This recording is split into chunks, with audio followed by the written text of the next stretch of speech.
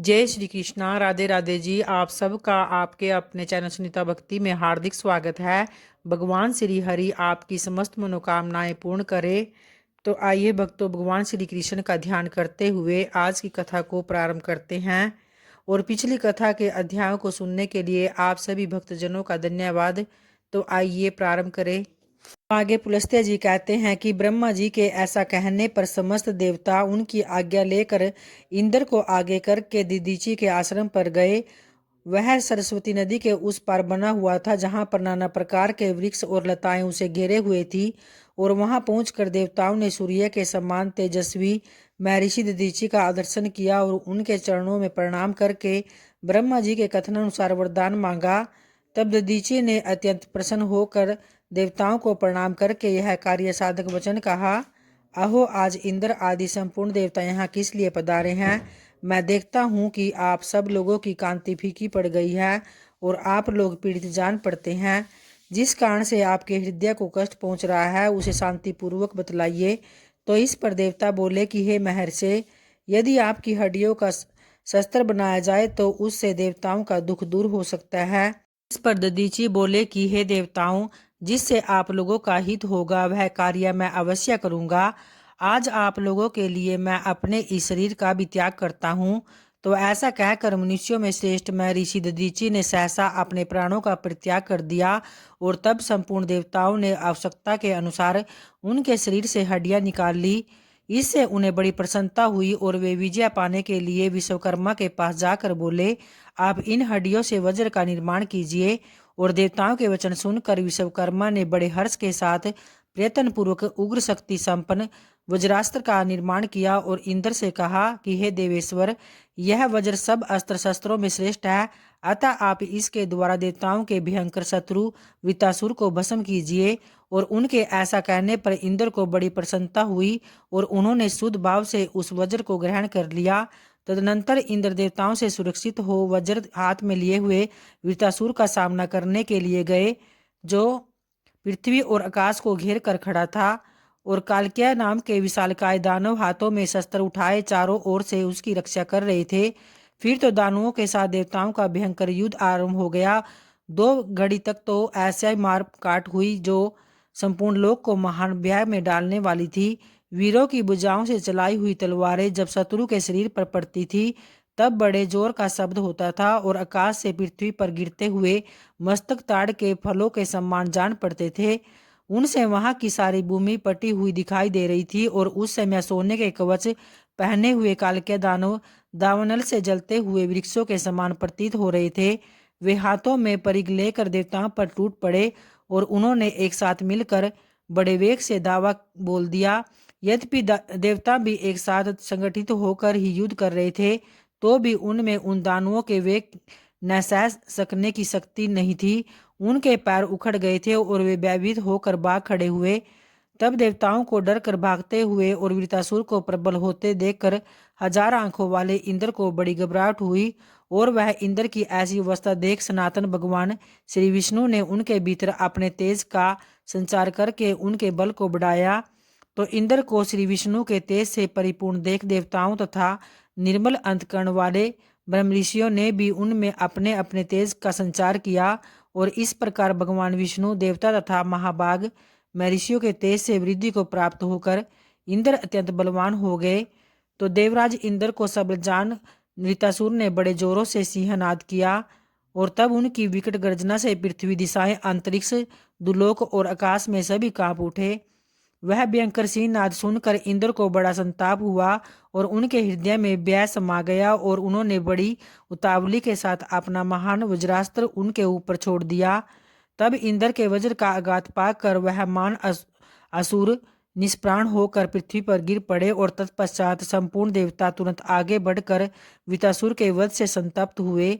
तो उन पर देवताओं की मार पड़ने पर वे महान असुर भय से पीड़ित होकर वायु के समान वेग से भागकर अगाध समुद्र में जा छिपे और वहां एकत्रित होकर सब के सब तीनों लोकों का नाश करने के लिए आपस में सलाह करने लगे। और उनमें से जो विचारक थे उन्होंने नाना प्रकार के उपाय बतलाए, तरह तरह की युक्तियां सुझाई और अंत में यह निश्चय हुआ कि इस तपस्या से ही संपूर्ण लोग टिके हुए हैं। तो इसलिए उसी का स्याह करने के लिए शीघ्रता की जाए, और वे पृथ्वी पर जो कोई भी तपस्वी, धर्मज्ञ और विद्वान हो उनका तुरंत वध कर दिया जाए। उनके नष्ट हो जाने पर संपूर्ण जगत का स्वयं विनाश हो जाएगा। तब उन सब की बुद्धि मारी गई थी, तो इसलिए उन्होंने उपयुक्त प्रकार से संसार के विनाश का निश्चय करके वे बहुत प्रसन्न हुए। समुद्र रूप दुर्गम का आश्रय लेकर उन्होंने त्रिभुवन का विनाश आरंभ कर दिया। तब वे रात में कुपित होकर निकलते और पवित्र आश्रमों तथा मंदिरों में जो भी मुनि मिलते उन्हें पकड़ कर खा जाते। और उन दुरात्माओं ने वशिष्ठ के आश्रम में जाकर 8,008 ब्राह्मणों का भक्षण कर लिया।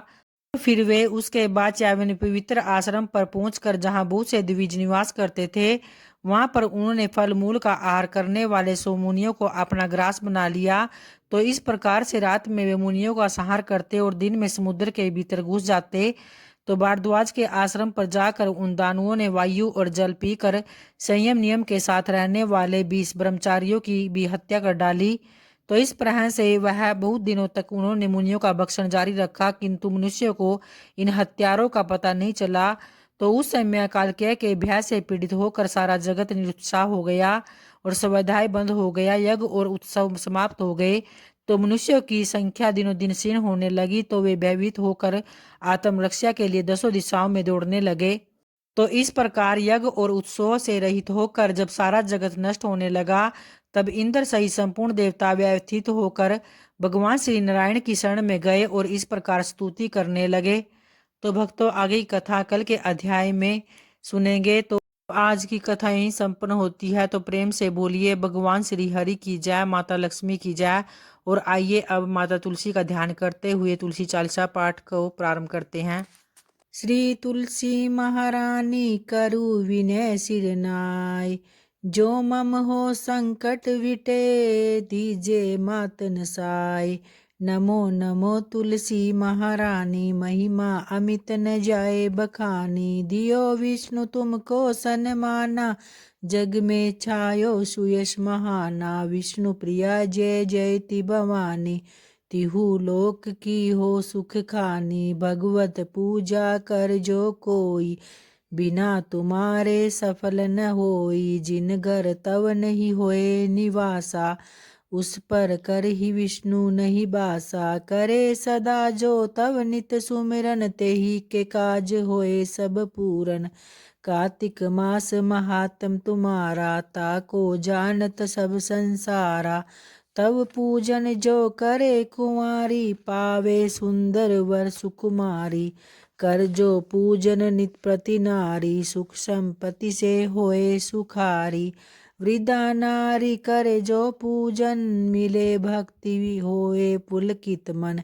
श्रद्धा से पूजे जो कोई, भी भव निधि से तर जावे सोई। कथा भागवत यज्ञ करावे, तुम बिन नहीं सफलता पावे। छायो तप प्रताप जग भारी, ध्यावत तुम ही सकल चित धारी। तुम्ही मात यंत्रन तंत्रन में, सकल काज सिद्धि होए क्षण में। औषधि रूप आप हो माता, सब जग में तव यश विख्याता। देव ऋषि मुनि ओ तपधारी, करत सदा तव जय जयकारित। वेद पुराणन तव यश गाया, महिमा अगम पार नहीं पाया। नमो नमो जय जय सुख कारनी, नमो नमो जय दुख निवारनी। नमो नमो सुख संपत्ति देनी, नमो नमो अग काटन छेनी। नमो नमो भक्तन दुख हरनी, नमो नमो दुष्टन मद छेनी। नमो नमो भव पार उतारनी, नमो नमो परलोक सुधारनी। नमो नमो निज भक्त उबारनी, नमो नमो जन काज संवारनी। नमो नमो जय कुमति नसावनी, नमो नमो जय सुख उपजावनी। जयति जयति जय तुलसी माई, ध्याऊं तुमको शीस नवाई। निज जन जानी मोहि अपनाओ, बिगड़े कारज आप बनाओ। करु विनय मैं मात तुम्हारी, पूर्ण आशा करु हमारी। शरण चरण कर जोरी मनाऊं, निस दिन तेरे ही मैं गुण गाऊं। करु मात यह अब मोह पर दाया, निर्मल होए सकल मम काया। मंगू मात यह वर अब दीजे, सकल मनोरथ पूर्ण कीजे। जनु नहीं कुछ नेम अचारा, छमु मात अपराध हमारा। भरह मास करे जो पूजा, तासम जग में और न दूजा। प्रथम ही गंगा जल मंगवावे, फिर सुंदर स्नान करावे। चंदन पुष्प अक्षत पुष्प चढ़ावे, धूप दीप नैवेद्य लगावे। करे आचमन गंगा जल से, ध्यान करे हृदय निर्मल से। पाठ करे फिर चालीसा की, स्तुति करे मात तुलसा की। यह विधि पूजा करे हमेशा, ताके तन नहीं रहे कलेसा। करे मास कार्तिक का साधन, सोवे नित पवित्र सिद्ध हुई जाई।